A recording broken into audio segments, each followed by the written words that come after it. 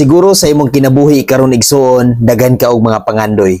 Siguro sa imong kinabuhi karon, daghan ka og mga gipangayo ngadto sa Ginoo. Apan igsoon, sultihan ko ikaw. Dayga ang Ginoo sa kanunay. Pasalamati ang Ginoo sa kanunay. Ampo nga matinud-anon ngadto sa Ginoo. Tungod kay ang Ginoo mohatag gayud mas labaw pa sa imong gipangayo ngadto kaniya. Ang Ginoo nasayod sa mga butang nga ikaayo kanimo.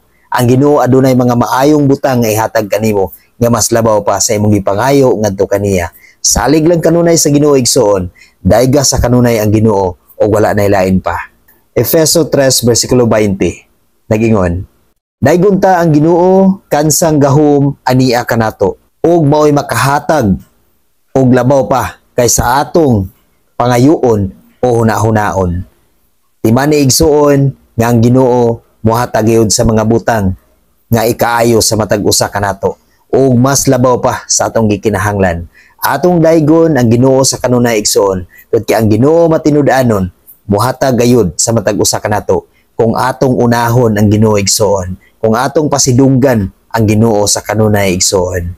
Atong ablihan sa kanunay ang atong mga kasing-kasing, ang atong mga hunahuna aron ang gahom sa Dios mupuyo sa matag usa kanato. Amen. God bless sa tanan.